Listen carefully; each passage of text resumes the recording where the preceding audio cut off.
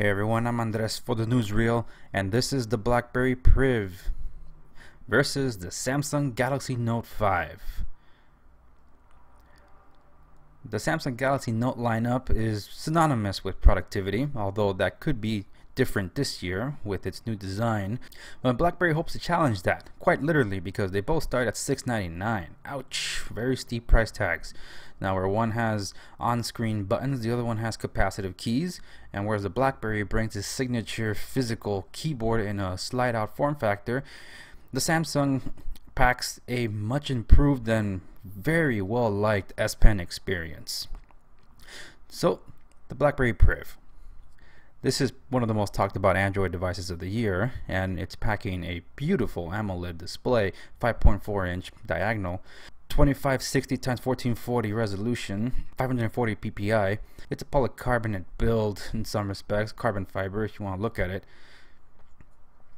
BlackBerry brings its own launcher to Android with the productivity tab. By swiping from the left or right, you can choose where you want it, and then it'll open up the contacts, the emails, your to-do list.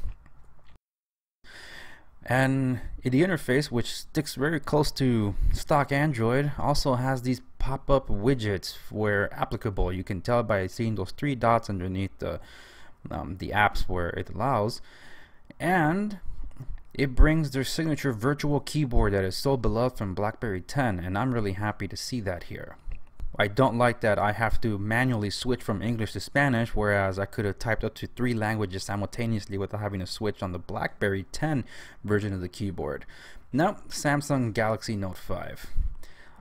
Metal frame sandwiched between 2 pieces of glass, and this is the titanium edition that I brought from overseas, and it's just a gorgeous device.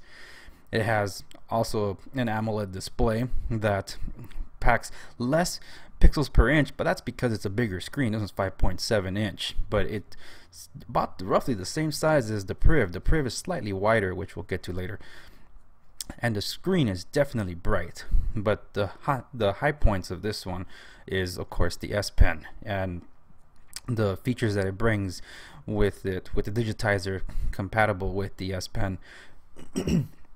That's one of my favorite features. Is absolutely the one where with your device in sleep mode you can still pull out the pen and write on a black slab, and you don't have to press any button. You can just put the pen away and it'll automatically save whatever note that you take.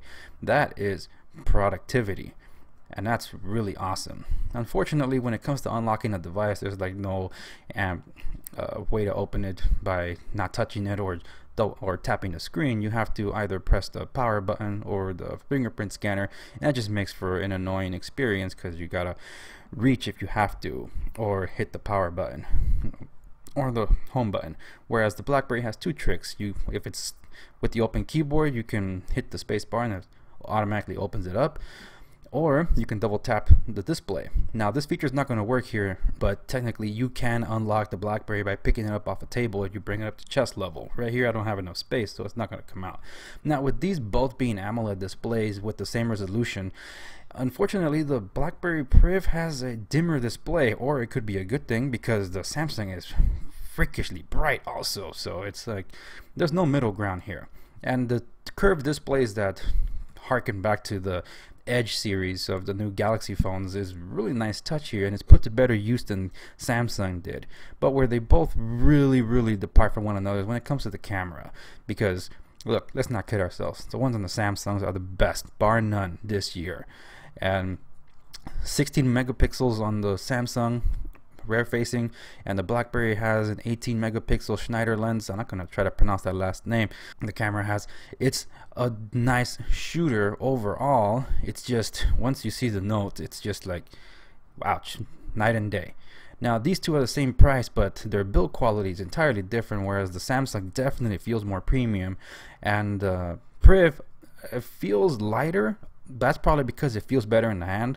It doesn't slip like the glass slate that the Note is because of the glass weave design on it that feels really sticky to the touch, and I feel much more confident in carrying this one around than the Samsung without a case.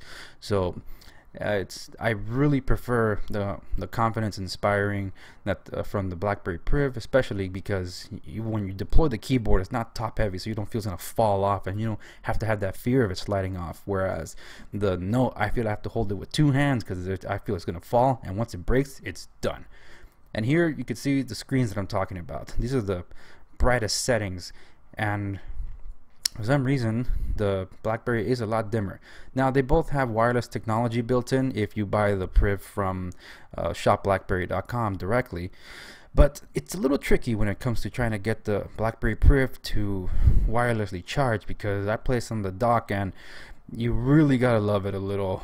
Try to find the right spot. I probably have to buy a different wireless charger for this one, because it's just really annoying that basically half of the phone is hanging in the air and the other half is trying to get charged, so it can easily be tipped away and the charging will stop. So I don't like that. I even tested it with a Nokia Lumia Icon that I have put away, and that thing just works just fine. So I know it's not the charger, it's definitely the placement of the wireless conduit on the BlackBerry Priv. This one has expandable memory, whereas the Note no longer doesn't. The Priv does have the bigger battery at 3450 milliamp hours versus 3000 on the Samsung Note, but unfortunately the battery life has not exactly translated all that well. That's probably due to Lollipop, and I'm sure it'll greatly improve with Marshmallow when it comes around sometime next year. So I'm going to test Marshmallow on the Note 5 when it's supposed to be getting the Marshmallow update in December 2015 as well. So I'll revisit the whole battery battle later. So which of these two devices is the more productive one? Well, I choose the BlackBerry, namely because it's more ergonomic, feels good in the hand, it's quicker to access things by quickly being able to unlock it, regardless of not having a fingerprint scanner, which I really don't care because I never use it anyway. But double tap to wake or press the space bar to unlock. It's a quicker way to get into your phone. But when you want to check that pertinent information on the fly, the BlackBerry launcher, when swiping up, you can choose where you can customize whether you want the hub in it or not. In my case, yes, I leave it as the hub, and I also put the phone dialer in there so I can immediately get to those things, but just with a swipe of a button, whether it be left or right, because in the center is Google Now. And the productivity tab, I do use it. I think that's really clever, because I do need to check my messages if they're worth it, because I manage multiple email accounts, as those that follow my videos already know, and I want to see my calendar events because I do have a lot of meetings throughout the week and I want to make sure I don't miss anything. Recent contacts, not so biggie. To-do list, always. So having it on at a quick flick of the screen is just really awesome. So being able to see pertinent information is really important. And within the hub, kind of like in BlackBerry 10, swipe down, boom, you see the calendar. That's so awesome. Whereas I need a few extra steps on the Galaxy Note 5. I take into consideration that you can expand the memory on the BlackBerry to 2 terabytes of expandable memory. That is in of it itself already leaps and bounds ahead of the Samsung Galaxy, which in my case has only 32 gigabytes, and I have to watch what I put in there, literally. Now the Samsung Galaxy S5 does have that feature set of the S Pen. I really love the S Pen. I love that you can write on PDF documents right out of the box, because in my office we're trying to go paperless, so the Note 5 has that going for it. But I also, as my computer, use the Surface Pro 3, so if I have to go with a stylus, I default to the Pro 3. As backup, I will go to the Note. As you can see, I gravitate more towards the BlackBerry as the better of the productivity. There are some software things that need to be ironed out for the BlackBerry, so I'm not going to say entirely that the BlackBerry Priv is necessarily better than the Note 5, but I prefer to carry the BlackBerry, namely because if I put a case on these two massive phones, they just become even bigger. So the Priv is more pocketable, it's easier to hold in the hand, you don't have to be afraid of it falling off, and if it does, it's not glass, so it's not going to shatter in its first fall. I hope not.